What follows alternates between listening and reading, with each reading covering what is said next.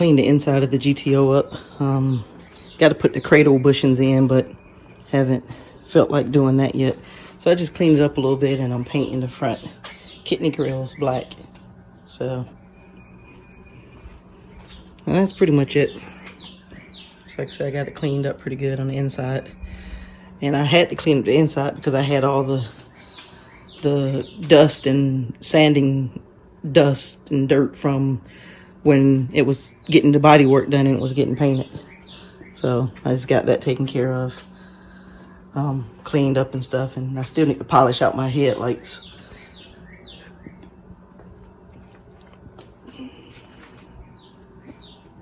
I got my bushings in, the rear cradle bushings right here. Got them in, just gotta put them in the car. Guess you put them in, it comes with some installation grease, help it go in easier, I'm guessing. I've never put these in before. BMR is what kind I have. And I ordered new cradle bolts also. It didn't come with it, but I'm just gonna stick them in the box because I did order these new cradle bolts. So got 2 of them, and I think they're torque to yield bolts, meaning you can only use them once. But I know people who reuse them, but the bolts was cheap, so I just picked up 2 more just in case. Okay, I'm up under the GTO, and what I'm about to do now is change out the cradle bushings. And again, for time purposes, I'm only gonna record one side.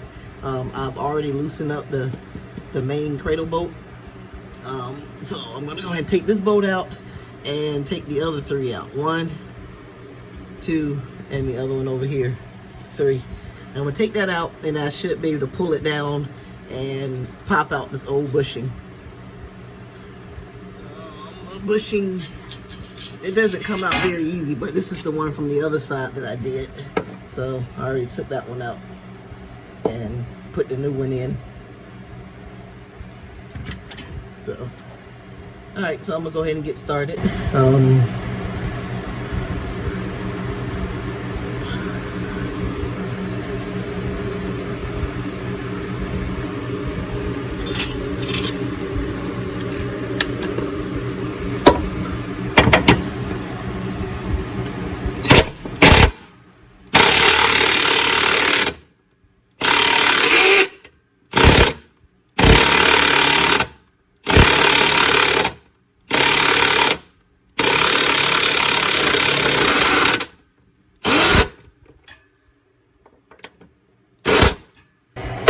Finish taking this out.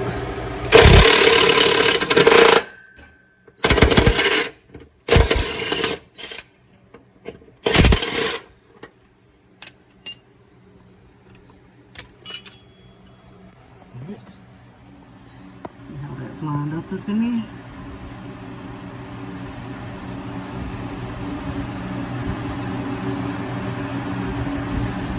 So hopefully it doesn't move around a lot and I can get the other one in there. Usually they say if you do one side at a time, then it doesn't move very much. But let me go ahead and take the other 3 bolts out. Okay, I got the plate off, and now I'm about to start taking the bushing out.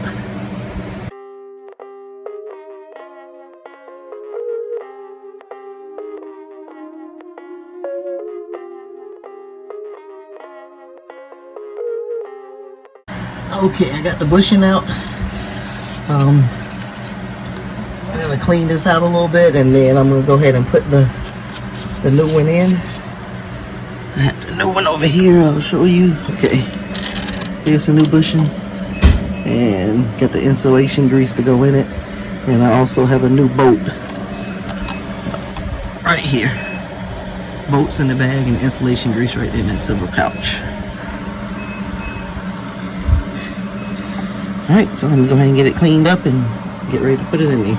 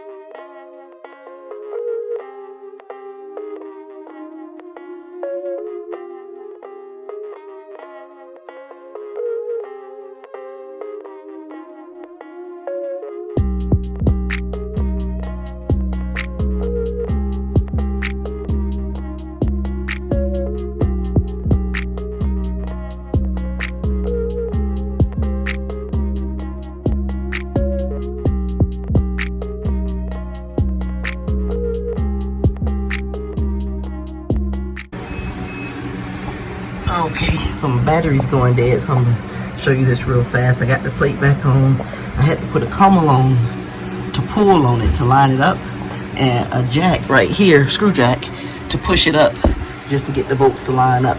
So I'm just gonna be in the process of tightening it up now, but you see I got the commel on up there connected to the chassis back here, and it got tension on it to straighten it up so that my bolt hole will line up. So we'll go ahead and get everything tightened up. Okay, I just finished putting the rear subframe cradle mounts in, and I tried to record as much as possible. You'll see I got a mixture of time lapse and regular video with me putting it in. But what gave me some issues is when the bolts came out, the cradle actually moved a little bit, and with me just pushing back up on it, the bolt hole didn't line up. So I had to put a commel on to pull it in the position that I want, and I used the screw jack to push it up while the commel was pulling it just to line the hole up. So that's what I was doing, and unfortunately I'm by myself, so I couldn't get a lot of video of me doing all that. But you do see after I got it lined up, I put the plate back on and put the screws in it. I personally don't like the design where the plate has to be on in order to get the screw in, because that's the hardest part. It's hard to get a jack and a commel in place to straighten it up before you put that actually, and then put that plate on there. So I really think that they should have used, instead of a bolt, they should have used a stud, and allowed you to screw nuts on it to hold it in place. So that would have been a better design. But I got it all taken care of, and right here I got that. The next thing to do is for me to put the diff in there, and once I put the diff in there, then I'll be ready to pull it out of the garage. So everything's coming along. I'm just taking my time. We haven't been having the best weather, so I haven't been in a big rush to do any of this. So I've been trying to give you a little bit of videos of everything I've been working on. I actually been pretty busy with the car. It's been in the garage for a couple of weeks now, and just like I said, when it comes out of the garage, I want it to be completely ready and right, so I don't have to pull it back in and do any more work. So that's why I'm kind of taking my time with it and doing everything right while it's in here. So if you haven't already, click subscribe, watch my channel, watch other videos, comment, share, like, and look forward to many more videos that I have. For instance, I still have more videos with the GTO. Hopefully, when I get everything right, I want to take it to the track and get that, so I get a track video with it.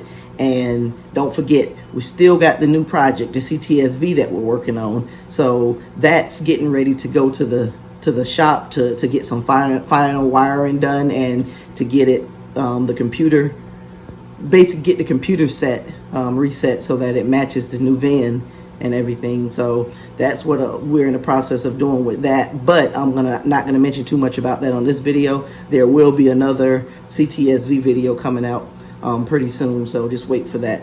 Until then, click subscribe, and I'll see you in the next video.